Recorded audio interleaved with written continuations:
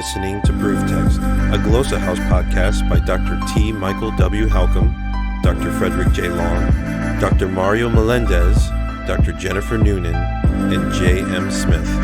Welcome and enjoy.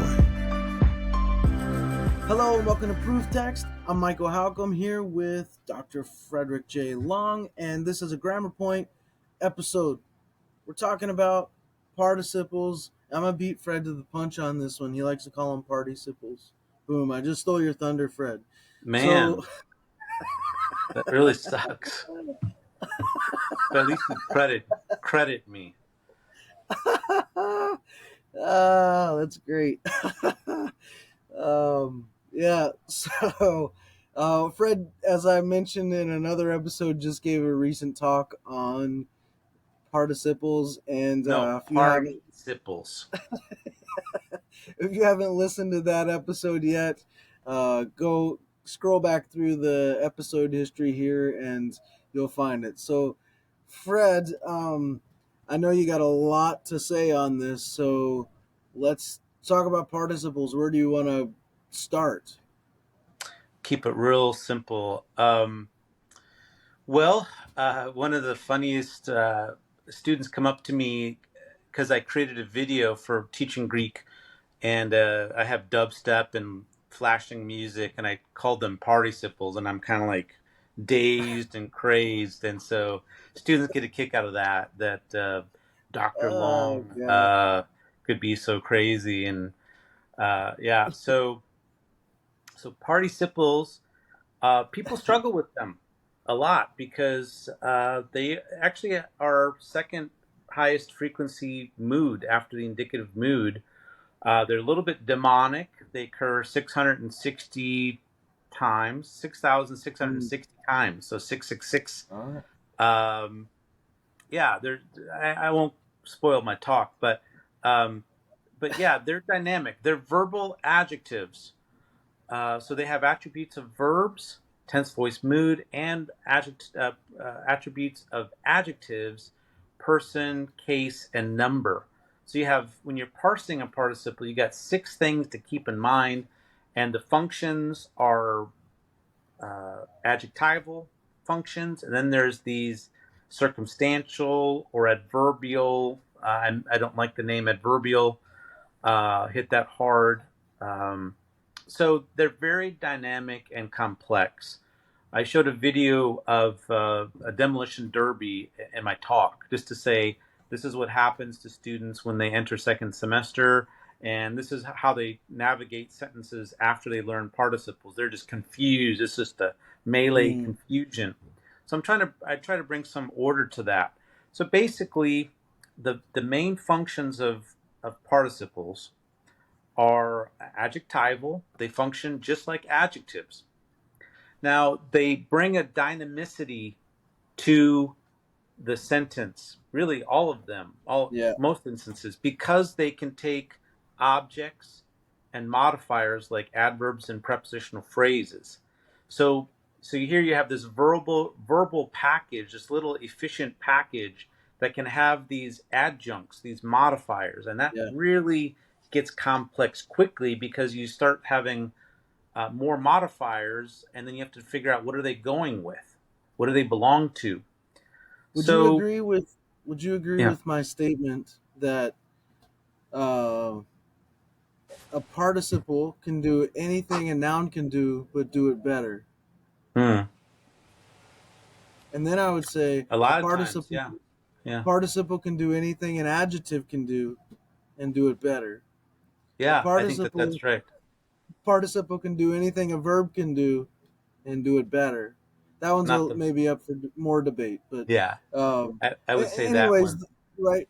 The point just being that I tend to think of these participles as the most like versatile, when it comes to grammar of any other part of speech or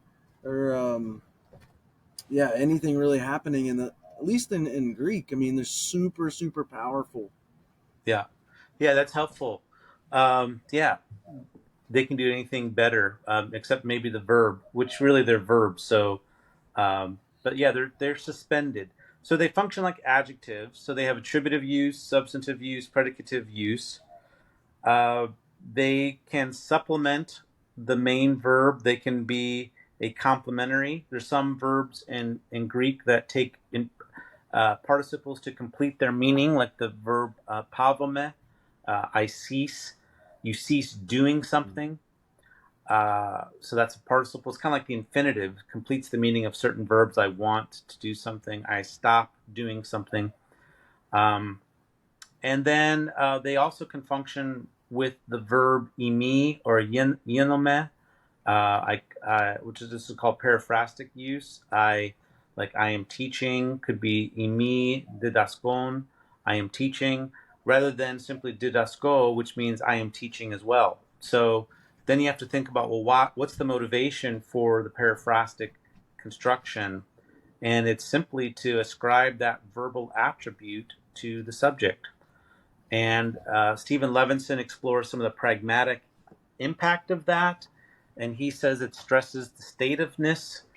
But then he also shows that that in certain contexts, at least in the Gospels, that the kind of action that's indicated by the periphrastic participle, it's used in kind of like general statements that imply habitual, repeated kinds of things, but not ongoing. So I thought that was rather interesting. Need to keep assessing that. So that those are the two uses. The third use is probably one of the most common uses, and that is as a subordinate clause entity, which is called circumstantial use.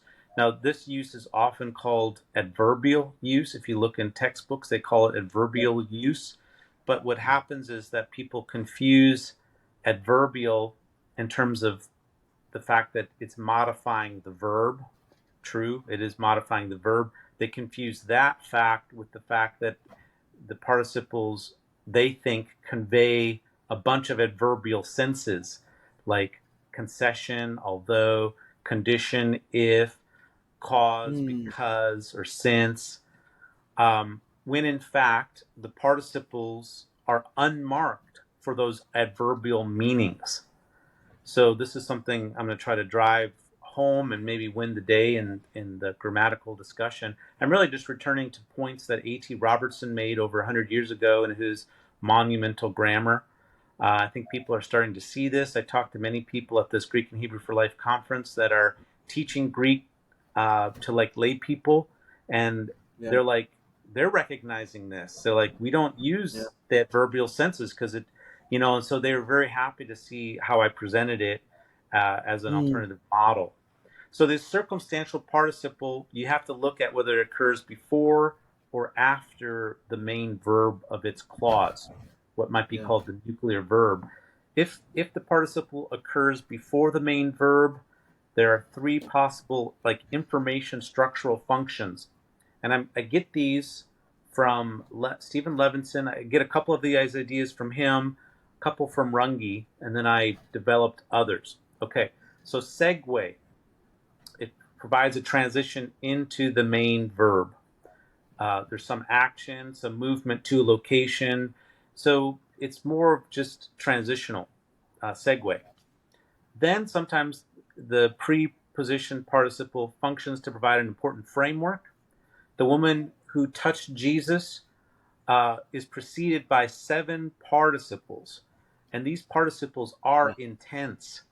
And they're providing this critical framework of what she struggled with, for how long, how much it cost, to what effect, and no one helped her, all this kind of stuff. This provides this critical framework for then just the simplicity of her touching Jesus. It's amazing. There's like a sequentiality there, though, as well, right?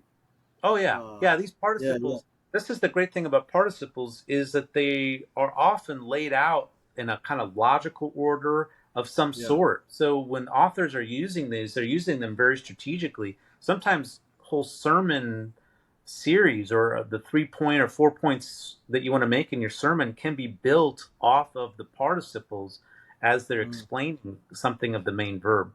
So the other positioned use, usually abutted directly to the front of the verb, is called what I call procedural. These have been called attendant circumstance, but I think we need to rename it to understand what it's doing. And so I go into more explanation there. Mathewson and Emig in their grammar, they call these prerequisites. So they're already trying to move away from some of the previous things. Often these they're abutted to the main verb. They're optional. You could pull them off, and it really doesn't change much. But they're there for some reason, and so you have to think through what's the reason that they're there. Some cultural information, some procedural differentiation, or some important point. They're sometimes they're teeing up the main verb.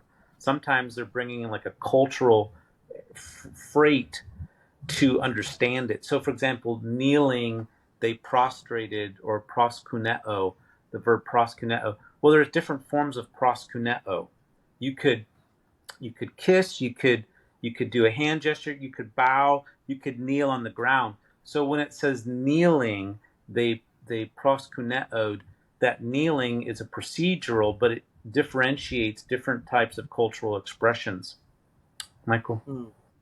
Well, so one of the things as we were translating through some of the illustrated volumes, John and Mark, one of the things we were looking closely at, and I still turn my eye to. I don't know if you've moved on this or you're still in the same spot, but when the participles are sort of conveying temporality / sequentiality, right?